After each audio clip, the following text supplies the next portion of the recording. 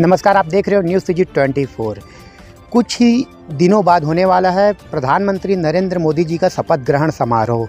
हम बताना चाहते हैं कि इस बार लोकसभा चुनाव में जहां एनडीए को बहुमत मिला है, वहीं विपक्षी पार्टी इंडिया गठबंधन इस बार अपने ताकत का एहसास कराते हुए भी एक बहुत बड़े लीड्स के साथ लगभग 234 सीटों के आसपास में विजय हुआ है। हम सीधा जुड़ेंगे इसको लेकर, इस मुद्दे को लेकर कांग्रेस के प्रदेश प्रवक्ता श्री कुमार मेनन जी से क्या कहना है उनका। सर, सबसे पहले आपका न्यूज़ सिटी 24 में बहुत बहुत स्वागत है। नमस्कार। सर, मोदी का तीसरे बार प्रधानमंत्री के रूप में शपथ होने वाला है और साथ ही लेकिन इस बार इंडिया गठबंधन भी ताकतवर बन के सामने आया। क्या कहेंगे, क्या नरेंद्र मोदी जी को इसको एक ताकत के रूप में पेश कर सकते हैं तीसरी बार प्रधानमंत्री? देखिए, नरेंद्र मोदी जी के रूप में जो बातें की जा रही थी, चाहे उनके द्वारा चाहे अमित शाह जी के द्वारा, पूरे देश के अंदर में जो एक माहौल बनाया गया था, पहले तो ED, CBI, raw, income tax, इनसे लोगों को डराकर जिस प्रकार से माहौल बनाया गया था, लोगों को, विपक्षियों को तंग किया गया था, उसके बाद भी जो इन्होंने नारा दिया था 400 पार वाला, उसको जनता ने नकारा, आम लोगों ने नकारा। ये अगर पहुँचे भी हैं, जो इनका खुद का 240 के आसपास अटक गए हैं, वो भी सिर्फ मैनेजमेंट के कारण, और एक एक सीट पर 20-20, 30-30, 40-40 करोड़ खर्च करने के बाद आज इनको वो मुकाम मिला है। जो अपने आप को विश्व गुरु बोलते थे, जो अपने आप को मैनेजमेंट गुरु बोलते थे, जो अपने आप को पूरे देश के अंदर में क्रांति लाने वाला ध्वजवाहक के रूप में प्रायोजित करते थे, वो एक्सपोज हुए हैं और जनता ने उनको नकारा है। जनता ने भाजपा को हराया है। ये एनडीए की हार नहीं है, ये जब भाजपा की हार है, नरेंद्र मोदी जी की हार है। नरेंद्र मोदी जी और अमित शाह ही इस पूरे चुनाव को लड़े हैं और उनके द्वारा जो एक माहौल बनाया गया था पूरे देश में, उसका ही रिजल्ट जनता ने दिया है। सर, वही बात निकलता है राम मंदिर की। राम मंदिर को लेकर भाजपा द्वारा अपने एजेंडे में कई बार शामिल किया गया था और राम मंदिर को लेकर पिछले कुछ माह पूर्व देखा गया था कि पूरा देश भर में उत्साह के साथ मनाया गया था। लेकिन वही यूपी में इंडिया गठबंधन की बहुत ही बेहतरीन वापसी हुआ। तो क्या इस बार राम मंदिर का फायदा भाजपा को नहीं मिला? मतलब देखिए, राम जी का, भगवान श्री राम जी का श्राप मिला है। जिस प्रकार राजनीतिक लाभ लेने के लिए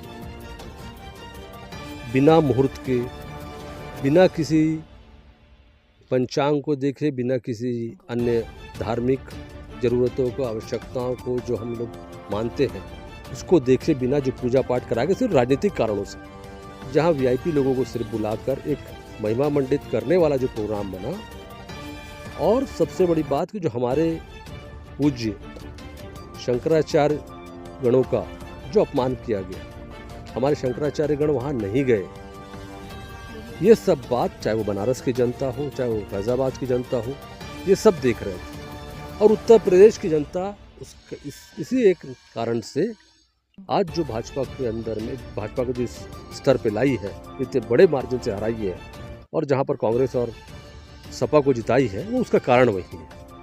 उसके अलावा सबसे दुर्भाग्य की बात है कि नरेंद्र मोदी जी जो 4.5 लाख वोट से जीतते हैं पिछले चुनाव, और इस बार वो हारते हारते जीते हैं। मात्र 1.5 लाख की मार्जिन है उनकी।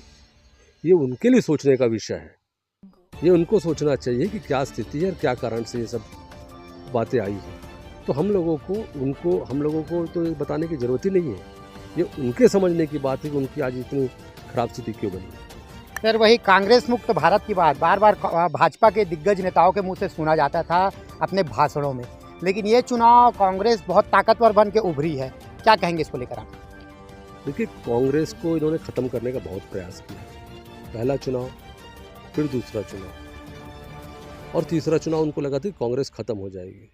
कांग्रेस, हम 54 पे थे पिछले बार, इस बार हमारी संख्या 100 पहुंच गई है। इससे ज़्यादा भी पहुंचती अगर इनको इलेक्शन कमीशन का सहयोग नहीं मिलता। इस प्रकार से जो चुनाव को साथ फेस में जो चुनाव कराए गए जानबूझकर, गर्मियों में लोग वोट डालने न जा सके, इसलिए ऐसे वोटिंग पैटर्न किया गया।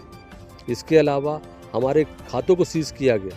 हमारे जो बैंक खाते थे पार्टी के, जिसमें युवक कांग्रेस के, एनएसयूआई के युवाओं के जो पैसा जमा थे, आम जनता ने जो पैसा हमको दिया था चुनाव लड़ने और अन्य कामों में, वो राशि को सीज की गई, बैन किया गया। ये सब हथकंडे अपनाने के बाद भी हम जिस जगह पर पहुँचे हैं, इसमें हम सब उत्साहित हैं और आने वाला दिन कांग्रेस का रहेगा। लोगों को विश्वास है कि कांग्रेस ही इस देश को सही ढंग से चला सकती है।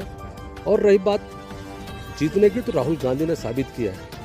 राहुल गांधी ने जिस तरह से पद यात्रा की है, चाहे वो कन्याकुमारी से लेकर कश्मीर तक या मणिपुर से लेकर मुंबई तक, उन्होंने जो किया, जो मेहनत उन्होंने की, उसका ही रिजल्ट दिखा है कि आज इतने बड़े स्तर पर हम लोगों को सफलता मिली है, हमारे गठबंधन साथियों को सफलता मिली है। की राजनीति मोदी जी किए हैं।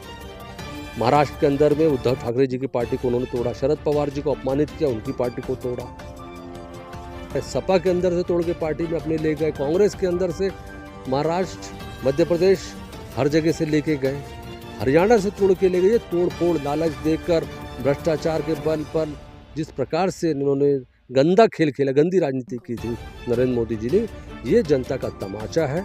उस गलत नीतियों के लिए